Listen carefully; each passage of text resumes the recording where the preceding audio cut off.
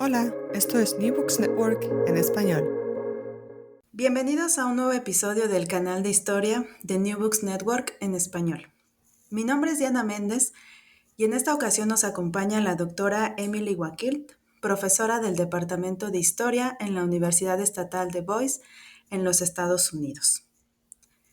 La doctora Emily es autora del libro Parques Revolucionarios, Conservación, Justicia Social y Parques Nacionales en México, 1910-1940. Esta obra, originalmente escrita en inglés, fue publicada en 2011 por la Universidad de Arizona y en 2020, bajo el sello editorial de La Cigarra, se imprimió en México la traducción al español, cumpliendo con ello la aspiración de la doctora Emily por presentar un documento asequible a las comunidades e individuos que apoyaron su investigación. En su versión en inglés, Parques Revolucionarios recibió el premio Alfred Thomas al mejor libro sobre América Latina, el premio Charles Weyerhaeuser al mejor libro sobre historia de la conservación y de los ecosistemas forestales, y el premio Elinor Melville al mejor libro sobre historia ambiental latinoamericana. Esta obra se dedica al estudio de los parques nacionales creados durante el sexenio cardenista y explica por qué y cómo el gobierno revolucionario llegó a considerar la conservación de la naturaleza una prioridad para el bienestar nacional. A lo largo de 5 capítulos, la obra corrobora que la política que permitió la creación de los parques fue moldeada por distintos actores, quienes contribuyeron a que estos espacios se convirtieran en un patrimonio cultural y natural común que corroboró las conexiones entre la estabilidad social, la productividad económica y la conservación del paisaje. Bienvenida, doctora. Bienvenida, querida Diana.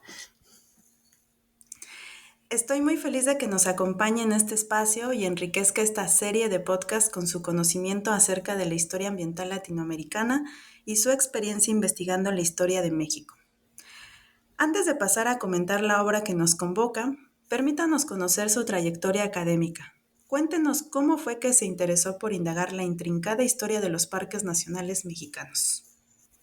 Gracias, estoy también muy feliz de estar acá hablando contigo.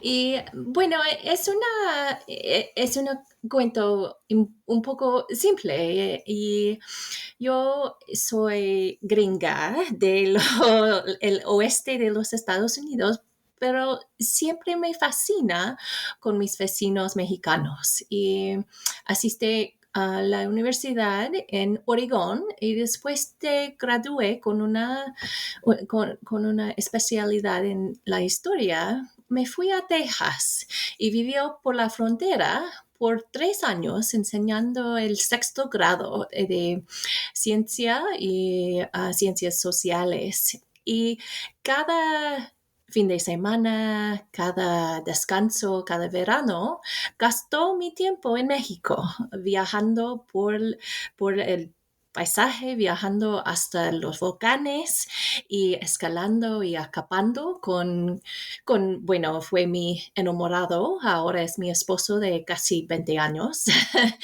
pero exploremos la frontera, pero más de todo el paisaje mexicano. Y fue un mundo separado, un mundo entero que antes no conocí. Y siempre he entendido asistir para estudiar a ser profesora. Me gusta enseñar y apliqué a muchas escuelas y llegó a la Universidad de Arizona para estudiar la historia mexicana y lo que me interesa más de todo fue la revolución, ¿no? Esto es el vórtice de la historia mexicana y bueno, he sido mucho escrito sobre eso evento, sobre ese movimiento y eso me fascina en por qué habían personas que quieren abandonar todo lo que tiene para construir una sociedad mejor, ¿no? Es una pregunta profunda y esta revolución es un ejemplo sin comparar, ¿no? Por eso intento.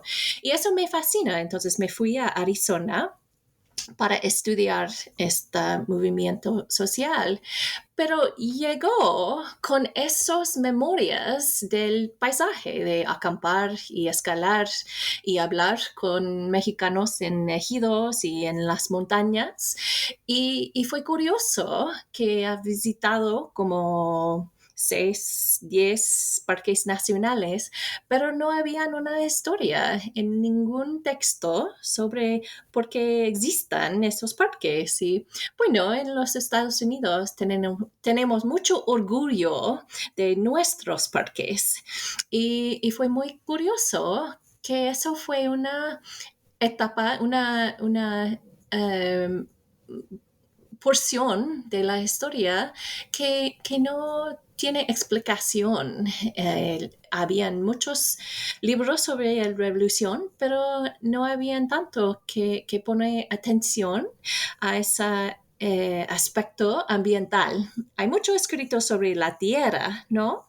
Pero la tierra en el sentimiento de la economía o de la cultura, pero había otro capítulo, esto de parques nacionales, que fue muy corroborado con con el intento social de la revolución y casi hasta el primer día en la Universidad de Arizona investigó este tema y en cada día había otro puerto a entender por qué existen estos parques nacionales y habían esas experiencias en los Estados Unidos con los parques y mi papá trabaja toda su vida por una agencia que maneja tierra pública. Entonces yo crecí con esa mente de es importante tener un respeto, pero también un ejemplo de celebrar esas tierras públicas.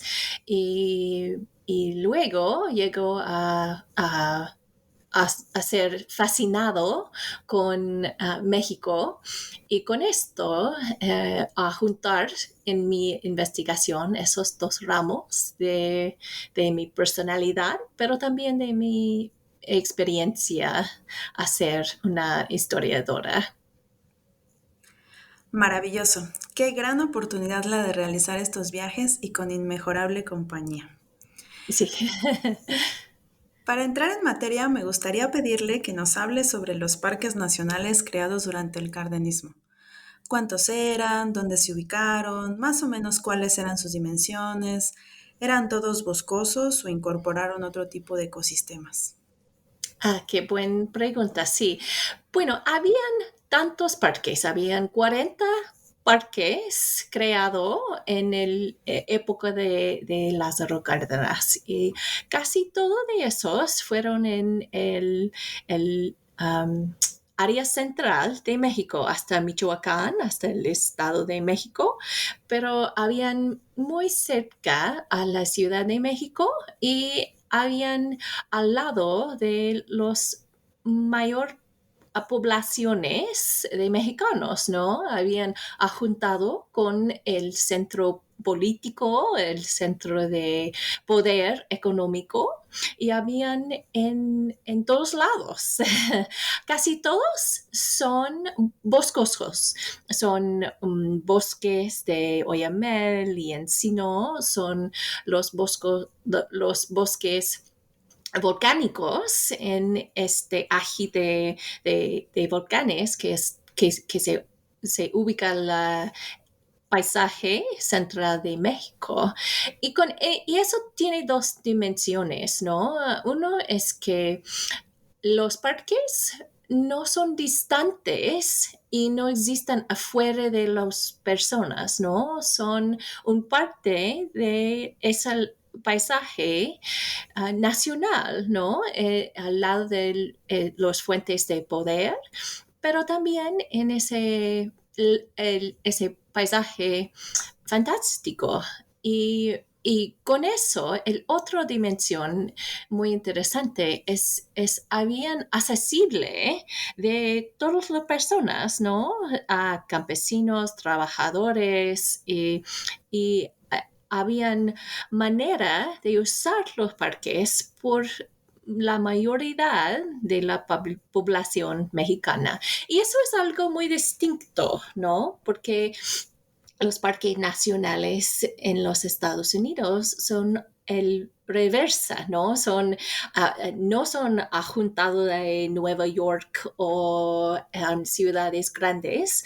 Habían construido en la frontera, pero muy de una gran distancia a donde se viven muchos ciudadanos americanos. Y en México, el estrategia no fue eso. La estrategia fue construir parques que fueron accesibles, que fueron majestuosos, igual como en los Estados Unidos, pero que fueron paisajes típicos, no solamente incomparables. Y con eso, los paisajes boscosos y los paisajes de los volcanes tienen simbología muy íntima con la historia mexicana, pero también clásicas, ¿no? No fueran no fueran algo muy distinto. Y en ese momento, en los 1930, en la época de Cárdenas, había una mentalidad que tenía un poco de respeto del medio ambiente, pero más de todo fueron un espíritu de cuidar esa paisaje, en cómo funciona el agua con la tierra y los bosques con los animales, y todo eso fue mezclado. No había una mentalidad muy científico, ¿no? De entender cómo funcionan comunidades entre de ecosistemas y algo eso. Y eso, habían más de todo representar el recurso natural que, que, que muchos saben, viven adentro de un bosque. Es interesante comparar ese momento gardenista y esa naturaleza casi nacional con lo que pasó en México en los 1990, cuando también había un movimiento a conservar muchos paisajes, pero esos fueron de mucha distancia del centro poder mexicano. Esos fueron los desiertos de Baja California, por ejemplo, o la jungla, las bosques tropicales del Yucatán. Eso también tiene sentido mexicano, por supuesto, pero fueron muy distintos de ese momento revolucionario que habían muy ligado, muy íntimo con la política cardenista. Entonces, habían muchos parques, 40 parques, y en el momento de 1940, el México tenía más parques de cualquier país en el mundo. Y eso es un dato muy simple, pero profundo, creo, porque muchos mexicanos no saben eso, y ni tampoco el mundo tiene esa recognición que habían muchos senderos apartes para pensar en parques y pensar en este acto de conservar un lugar específico por el valor que tiene a la naturaleza, pero de igual el valor cultural. Estupendo. Muchas gracias. Su respuesta ha sido muy completa y nos ha permitido imaginar los paisajes de estos parques. Quisiera preguntarle ahora, en el nombre Parques Nacionales, ¿qué significado tuvo lo nacional para la política cardenista? Es decir, ¿qué proyecto de cambio social se buscó impulsar mediante la creación de estos parques? Qué buena pregunta. Sí. Bueno, el nombre Parque Nacional fue algo muy interesante cuando empecé esta investigación. Porque cuando describe cómo funcionan esos parques nacionales mexicanos, a muchas personas me dijeron que, oh, eso no es parque nacional, eso es un parque estatal, o eso es un bosque nacional, o algo así. Es más como los Adirondacks o es como otro tipo de parque, pero no es parque nacional. Y para mí tenía una epifanía cuando leí algo que ha escrito Miguel Ángel de Quevedo. Y Miguel Ángel de Quevedo fue una figura muy importante en la historia de los parques nacionales. Él también tiene unas huellas en la Ciudad de México, ¿no? Vivía en Coyoacán y ahora hay una camino muy ruidoso con su nombre en esto, pero Quevedo dice que son parques nacionales porque los mexicanos se llaman parques nacionales, ¿no? Y tiene sub- sub- el- la libertad de describirlos como nacionales. Y eso fue el contexto de la revolución social, ¿no? Y el nombre de parque nacional tiene sentido diferente en diferentes partes del mundo, pero en la política cardenista fue específica por su relación con otro tipo de cambio social, ¿no? Como reforma agraria, como también este trabajo de escuelas rurales y como también con estos nuevos sistemas políticas de incorporar nuevas poblaciones en estas actas y del formar esta operación estatal. Y parques nacionales fue muy simbólicos, pero estos simbolismo tuvo un aspecto real, ¿no? Si llegas a la Ciudad de México por avión, puedes ver los bosques que ya todavía están. Todos esos son parques nacionales, ¿no? Entonces, no tiene muchos animales, no funciona como wilderness, ¿no? Como un desierto sin intervención, pero todavía son bosques y ese aspecto es nacional en su intento hacer algo planeado por el futuro. Y esta planeando fue una decisión ah, al- un poco simple, pero también fue difícil aportarlos cuando habían otras personas que quieren hacer desarrollo en su terreno. Entonces, no siempre fue, no siempre fue simple a construir un parque, pero a llamarlo nacional fue algo que tenía una resonancia, un aspecto cultural que le da más apoyo de solamente parque estatal o parque de una ciudad. Y eso fue un producto de ese momento histórico. Fantástico. Muchas gracias por su generosa respuesta. El número y las cualidades de los parques nacionales resaltan la particularidad del proyecto mexicano en la escena internacional y la valía de recuperar esta historia. Considero que uno de los planteamientos más potentes de su investigación es que los parques nacionales mexicanos no representaron zonas de desposesión, sino que fueron áreas de fuertes tironeos en los que distintos actores, entre ellos servidores públicos y campesinos, airaron sus opiniones e incidieron en el control de los recursos. ¿Podría decirnos qué tipo de ciudadanía se buscó construir a partir de estos espacios? Qué buena pregunta. Sí, bueno, hay debate en todas partes del mundo sobre esta tensión entre de conservación y propiedad privado y que quién o quiénes tienen el derecho de decidir qué pasó con un pedazo de tierra, ¿no? Un lugar específico.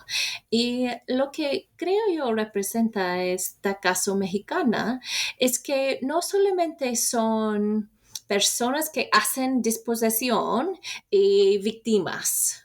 Hay un espectro muy grande en el medio y hay muchas personas que cambian su mente sobre los funciones de parques en el cambio social, pero también como un lugar para compartir valores y tiempo, ¿no? Y bueno, personas en cualquier tiempo y espacio pelean sobre recursos, ¿no? Eso se pasa, pero es el rollo, es el enfoque de un gobierno a construir servidores públicos que son se guardan valores que no tiene valor en el mercado y también que no existen si no hay gobierno, ¿no? Si no hay una entidad que se busca no solamente egalizar o no solamente para dar igualdad a personas, pero si el gobierno se busca por algo intangible. Y creo yo los parques son un ejemplo de algo intangible, pero todavía tiene valor mayor del valor del mercado libre, ¿no? Otro ejemplo de eso es esta carga de conservar una especie, ¿no? Esto es algo que no puede hacer solamente una persona que quiere hacerlo. No es una selección que yo quiero que los lobos se existen en Sonora. No es algo que puedo hacer como individuo. Es algo que necesitamos servidores públicos y gobiernos que se busca por algo más de ese momento. Y, uh, y, y, y eso no siempre es compatible, ¿no? Hay muchas personas que quieren tierra o terreno por su mismo, por su familia, por su comunidad. Entonces es una carga muy grave, muy difícil a buscar por el futuro y también buscar por un medio ambiente, una naturaleza que no podría votar, que no tiene una selección en el mercado. Y esos seres, esos animales, especies o espacios, tienen valor, pero tiene que tener un, una racionalidad del gobierno que es un poco enfocado por el futuro.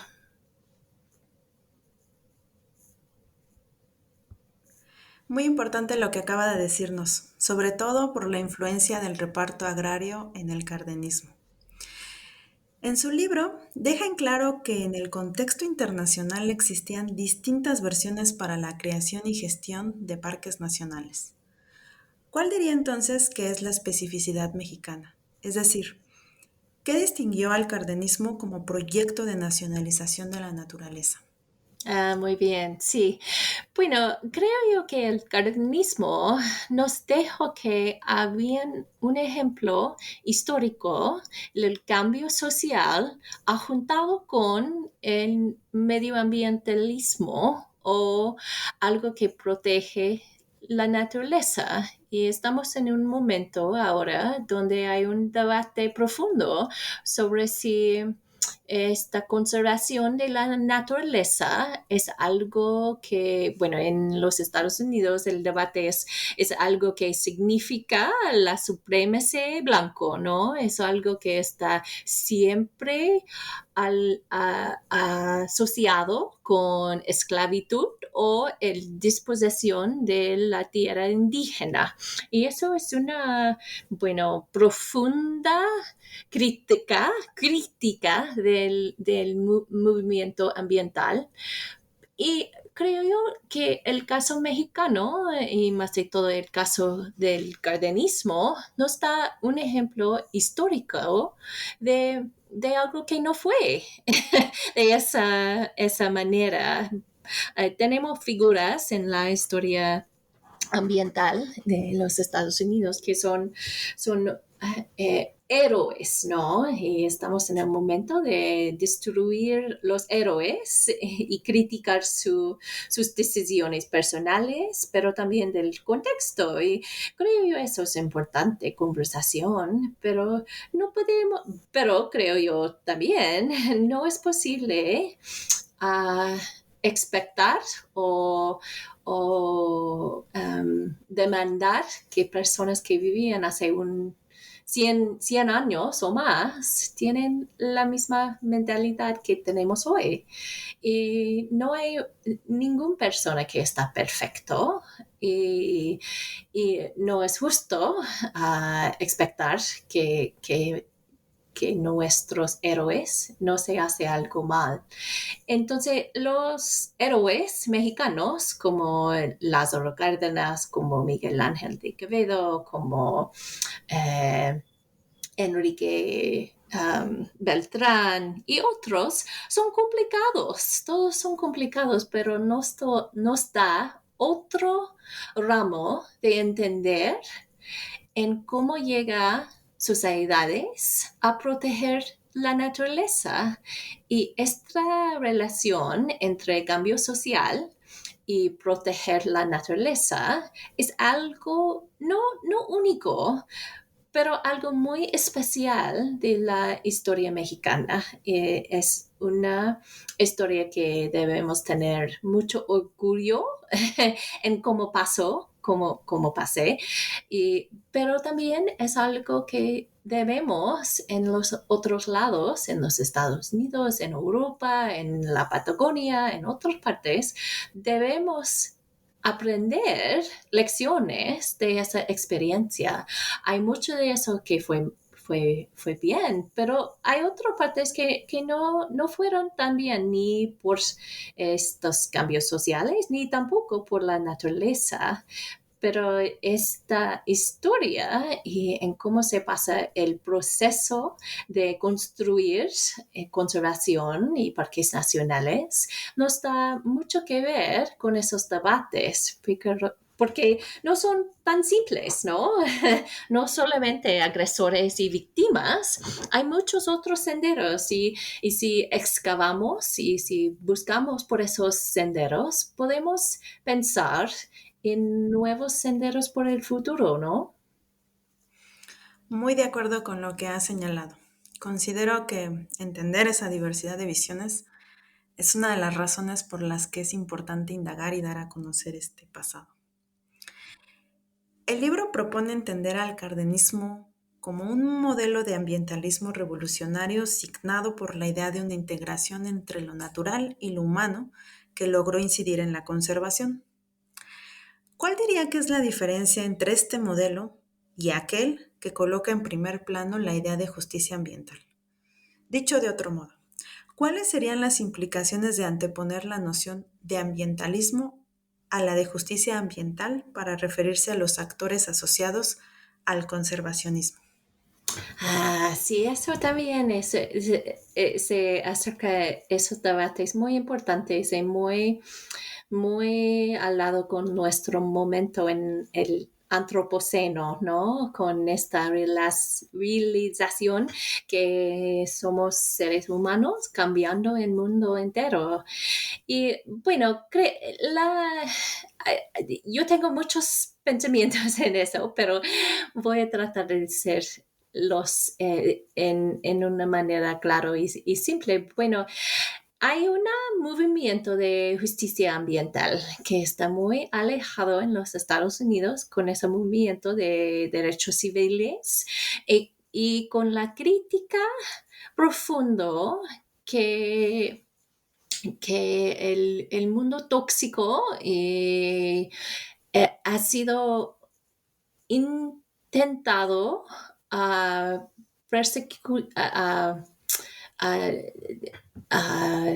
desprivilegiar comunidades de color en los Estados Unidos. Y ese movimiento de justicia ambiental tiene una fecha muy específica, ¿no? Está alejado con algunos momentos donde habían peleados legales sobre el acto de dejar residuos tóxicos en comunidades en Carolina del Norte, en Nueva York, en Luisiana, en otras partes. Y esas comunidades se dicen no y se juntan y con una profundez refusar a tomar estos materias tóxicos. Y eso tiene una definición alejado del gobierno en los Estados Unidos. El Agencia de Protección Medioambientalista que está cargado desde leyes de los 1970 con proteger ciudadanos de este daño de su salud eh, por el gobierno federal. Y eso ha crecido a criticar esas desigualdades. Y eso es importante, pero creo yo, en el mundo mexicano, en el mundo latinoamericano, hay algo diferente que existe antes de esos debates de justicia ambiental y creo yo es más profundo y eso es bueno, creo yo que hay esos movimientos y sentimientos y pensamientos ambientales desde México y muchos otros países en América Latina siempre han sido preguntas sociales. Y esas preguntas sociales llegan primero y estas respuestas ambientales fueron justicia ambiental, ¿no? Entonces, conservación no fue algo solamente por élites y personas que viven en las ciudades. Conservación fue algo que hacen campesinos en sus ejidos, ¿no? Y no hablan del mundo científico, pero hablan de comunidades de seres y comunidades de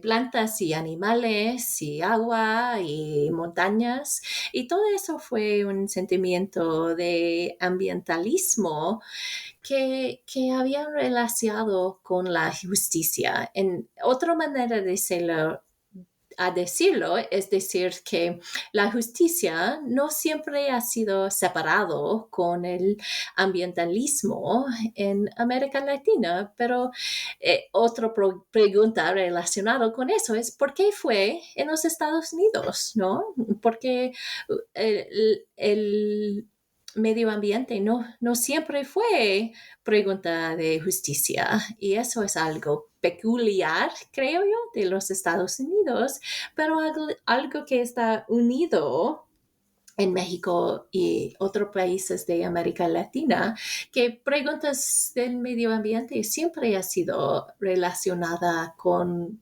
preguntas políticas, preguntas sociales y esos preguntas muy profundos de la justicia y eso es una reflexión de la diversidad de personas en esas sociedades y también creo tiene algo que, que decir con el funciona del Estado, pero también del gobierno.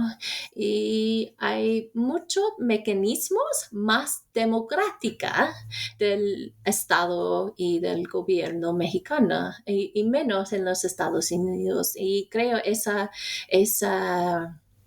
alcanza democrática es más profundo en México. No, no está perfecto, claro, pero hay un respeto de la ciudadanía que no existe en los Estados Unidos. Entonces, esa crítica del ambientalismo a ser algo élite ha sido definido y relacionado con esos debates del desierto, debates de wilderness, y esos debates no existen en la misma manera en sociedades de América Latina y por eso y con eso no hay esta separación entre de justicia y ambientalismo. Muy bien, qué importante es el uso de estas denominaciones para la construcción de narrativas que descentran el desarrollo de la sensibilidad y concepción del ambientalismo. ¿Podría contarnos ahora qué papel jugaron los parques nacionales en la creación de un patrimonio cultural común sobre la naturaleza? Es decir, ¿en qué medida los parques nacionales tuvieron la aspiración de reconciliar tradición y modernidad? Muy bien. Sí, eso es muy interesante porque hay muchos símbolos en México de la vida precolombiano, ¿no? La vida indígena en el pasado y esos son un parte de INA y habían en el siglo XX manejado aparte de los parques nacionales. Pero muchas personas cuando les dijo que estudió los parques nacionales mexicanos me dicen, oh, los pirámides, qué interesante. Pero esos no fueron parques nacionales, los parques fueron bosques, ¿no? Y volcanes y montañas. Pero otra parte del manejo del patrimonio cultural fueron esos edificios, ¿no? Esa infraestructura de precolombiano, pero también del paisaje. Y es interesante navegar y pensar entre de estos enlazos entre la naturaleza y el patrimonio cultural antiguo. Y un interesante ejemplo de esto es Monte Albán, ¿no? En Oaxaca, que está un sitio muy profundo, muy impresionante, porque está una integración entre el patrimonio cultural y este paisaje natural de la naturaleza.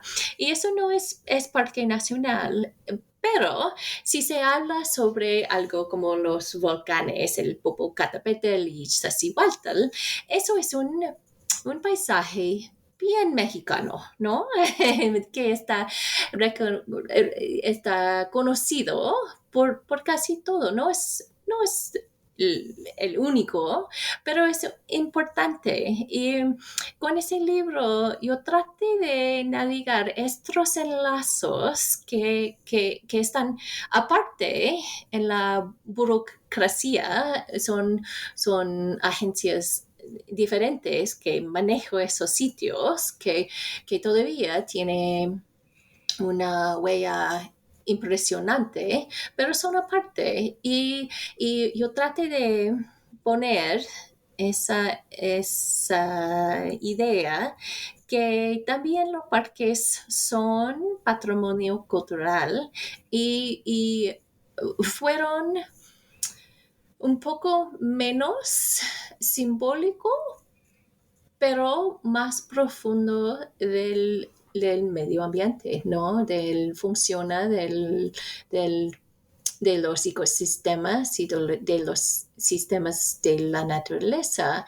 Entonces, habían tratando de poner los parques nacionales adentro de este patrimonio que es más obvio, pero también tiene una, um, una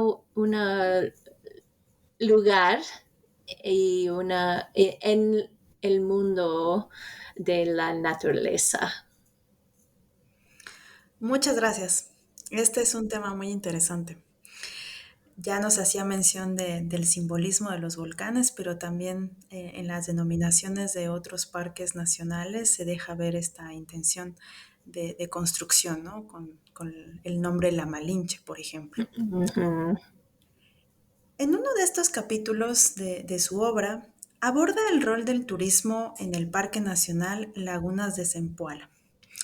Y al atender este tema, usted hace hallazgos muy peculiares sobre las personas que asistían a este espacio, lo que resulta en una panorámica de una sociedad en transición que entiende el tiempo libre de una forma distinta a la del porfiriato, que se moviliza en automóvil, que se desempeña en profesiones diversas y reconoce su lugar en el escenario revolucionario.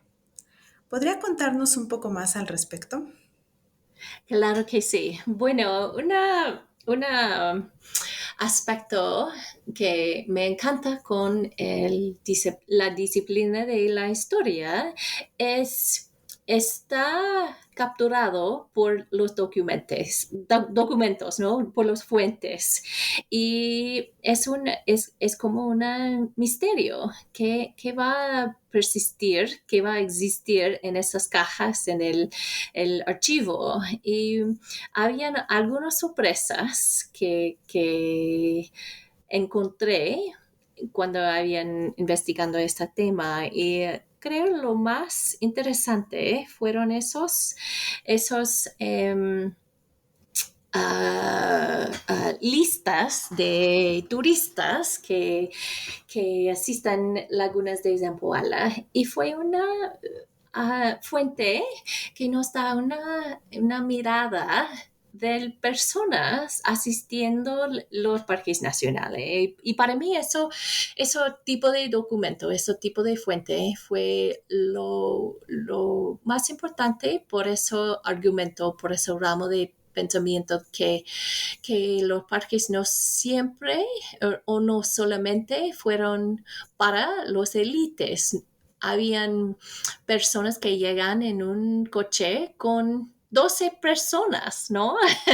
Con 8 personas y podría imaginar en cómo fue eso y los comentarios, esos listas tienen el nombre de la persona, su dirección, en donde llega y también comentarios y su empleo. Entonces, se puede contar esos empleos y imaginar quiénes fueron turistas, ¿no? Y fue para mí un momento de imaginar cómo fue a vivir en los años 1930 y a ir en su primer viaje a una parque y nadar en la laguna fría, imagino, y comer adentro del bosque y regresar a la ciudad o su campo por la noche. Y, eh, y hay mucho sobre la conservación y parques que es muy burocrática, ¿no? Es institucional, tiene política, tiene reportes y memorando y todo eso. Pero esas experiencias de turistas fue un momento a pensar en las personas que habían construyendo memorias pero también relaciones entre sus familias y también con el medio ambiente en esas experiencias. Entonces, eso no habían todo, no habían completo y las listas de visitantes para Laguna Zempoala fueron lo más completo y en el libro uso esos para construir esta mirada en cómo usan los parques y también para dar el propósito que no solamente fueron en papel, ¿no? Los parques existen y existían en las vidas de cientos y miles de personas en ese momento. Qué tema tan fascinante. Pues según nos deja ver su investigación, el propio Cárdenas fue un asiduo visitante de estos lugares y tomaba sus recorridos para alejarse del bullicio citadino y político, al igual que otras personalidades del medio científico, cultural e internacional. Yo creo que quienes se acerquen a la lectura de su libro van a quedar sorprendidos por la diversidad de personajes, de actores que se encontraban en estos lugares. Precisamente pasando a la cuestión de la visita y de la experiencia, quisiera preguntarle cuál fue su experiencia llegando a estos parques que son los estudios de caso de su libro. Me refiero a las lagunas de Zempoala, el Iztapopo, la Malinche y el Teposteco. ¿Cuál es su favorito y recomendaría visitar a quienes nos escuchan? Muy bien. Sí, yo gasto mucho tiempo en los parques y me ama todos, todos más de esta lista de los capítulos. Pero creo yo, esta parque la Malinche es mi favorito porque tiene muchos aspectos de esta historia complicada de los parques nacionales. Bueno, en Lagunas de Zempoala me fui y tenía, bueno, horas de conversación con los guardaparques y me sorprendí con sus experiencias y aprendí mucho en ese momento y tengo memoria buena de eso y los volcanes Iztapopo, yo escalé hasta la cima de Ixta con mi esposo. Él es muy buen montañista, alpinista con mucho experiencia y fuimos a Isla. Y eso también, yo tengo esas fotos en el libro y también en mi oficina y eso tengo una memoria muy profunda de un grupo escolar desde Puebla que también habían escalando esta montaña con nosotros. Y el Teposteco es una lugar muy especial por el aspecto cultural, ha sido estudiado por los antropólogos mucho y también es un lugar que está cerca de la Ciudad de México, pero también es muy lejos. Y yo gasté casi un mes en Teposteco trabajando en el exconvento, en el archivo, y las personas que trabajan allá son increíbles, son muy profesionales y se guardan una historia muy importante. Entonces me ama este lugar también. Pero la Malinche, para mí, es símbolo de tantos aspectos especiales de la historia mexicana. Lo primero es el nombre, ¿no? Este conflicto interno del conquista de esta traductor indígena que ayudó Hernán Cortés, pero después fue el nombre de esa montaña que antes de ser la Malinche fue una, una diosa antigua. También el nombre, además del nombre, esa parque tiene un aparato interesante. Tiene muchos edificios y tiene una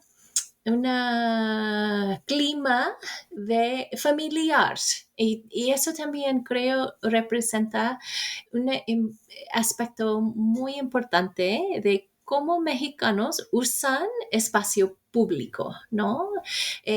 Bueno, en comparación, los gringos como yo vamos a un parque y queremos ser sola. No me hablan, no me tocan, no me acerca, me voy a escalar, ¿no? Y eso es la actitud. Pero la Malinche, creo, es el reversa, ¿no?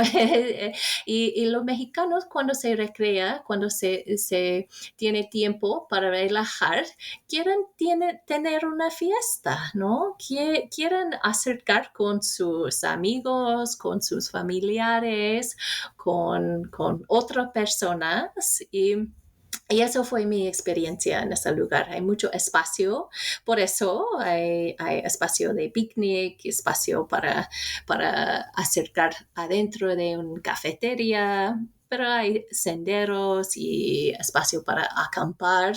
Entonces, adentro del parque hay infraestructura construido por el gobierno para hacer esto, pero también está alejado a ejidos y pueblos que también tiene su propia historia, que no siempre está pacificada, ¿no? Y cuando estaba investigando esa parque, yo encontré muchos documentos y la mayoría de los fuentes por ese capítulo fueron en la reforma, el archivo agraria, que fueron documentando la reforma agraria. Y bueno, y por eso tengo muy distintas memorias de trabajar en ese archivo al lado de personas que habían tratando de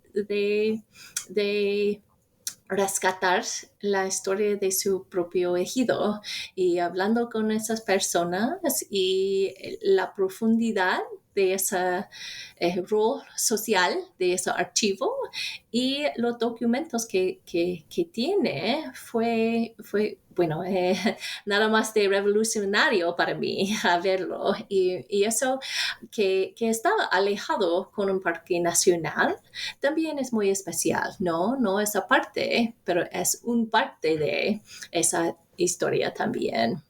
Pero bueno, recomendaría que visitan todos, todos los parques. No siempre son fácil encontrar, pero, pero hay paisajes incomparables y en cada vez que fuimos habían personas que dedican su vida a esos lugares y eso para mí es un ejemplo de la historia en vivo. Qué maravilla de proceso de investigación. Estoy segura de que la oportunidad de visitar los parques cambió su perspectiva inicial sobre el tema. Creo importante remarcar además que estos parques, aunque han cambiado, permanecen Sí. y por lo tanto es posible visitarlos. Para concluir nuestra entrevista, quisiera pedirle que nos cuente sobre sus proyectos en curso. ¿Qué se encuentra investigando? ¿Está preparando un nuevo libro? Muy bien. Sí, claro, estoy casi terminado hace una década, ¿no? Con un nuevo libro. Bueno, tiene contrato y está casi terminado sobre los parques nacionales en América del Sur. Investigó 4 parques en 4 países, un parque bueno, 2 en la Patagonia y 2 en la Amazonía. Y después de este libro sobre México, estaba pensando en qué hacer más, que hacer próxima, y pensé en hacer el segundo capítulo de Parques Nacionales Mexicanos. Eso todavía necesita estar escrito, pero que pasó después de Cárdenas y en los años 80 y todo eso. Eso es un tema abierto. Si, si sabes a alguien que quiere escribirlos, le ayudo. Pero para mí, el libro sobre los parques nacionales mexicanos se eleva a esa pregunta que no solamente debemos hacer comparaciones entre México y los Estados Unidos, debemos hacer comparaciones entre México y otros países de América Latina. Y bueno, Argentina tenía su primer parque nacional en 1903, casi 30 años antes de México, ¿no? Entonces, y Chile tenía bosques federales hasta el 1907 y estaba pensando en esta comparación en América del Sur. Entonces, pensé que yo podría ir país por país y escribir 10 libros, ¿no? Sobre los parques nacionales. Pero bueno, eso sería duro y no sé si sería lo que más necesitamos. Y con eso pensé en un libro que hace una comparación entre de las naciones sobre los parques. Entonces, ese libro enfoque en los procesos que lleguen a construir parques nacionales, pero también en el rol de la ciencia y los científicos en convencer un público y una aparatus política a construir lugares por conservación. Y en eso yo cuento una historia diferente en cada país, pero está entrelazado en muchos vías de investigación. Entonces estoy muy alegre a hacer terminando este libro y después de eso estoy pensando de investigar llamas y guanacos y vicuñas y alpacas, ese animal andino en el mundo. Muchas gracias, doctora Emily. Sus respuestas han sido muy esclarecedoras y considero que no solo ha logrado animar la lectura del libro, sino también la visita colectiva a estos parques e incluso ha dejado una generosa invitación para emprender investigación. Además de ello, no quiero dejar de mencionar el fino trabajo de edición y traducción de La Cigarra Editorial y de Eugenio Fernández Vázquez, pues el volumen es una pieza muy bella y de amena lectura. Doctora Emily, quisiera agregar algunas palabras a modo de despedida. Bueno, gracias Diana, fue un placer hablar sobre eso y sí, quiero agradecer tu tiempo y esa iniciativa y también agradecer a Eugenio por esa traducción y publicación del libro en La Cigarra. Se puede comprar el libro en lacigarra.com.mx y también se puede encontrar en muchas librerías en México, hasta Chiapas, hasta La Condesa. Entonces, espero que le encuentre y le guste el libro. Fue un placer de mi vida de escribirlo y continuar hablando sobre eso. Estupendo, doctora. Le deseamos mucho éxito en la realización de sus planes y sus nuevas publicaciones. Estoy segura de que nos dejarán tan fascinados como este libro. A quienes nos escuchan, les agradezco su atención. Hasta la próxima. Hasta luego. Gracias. Gracias por escuchar New Books Network en español.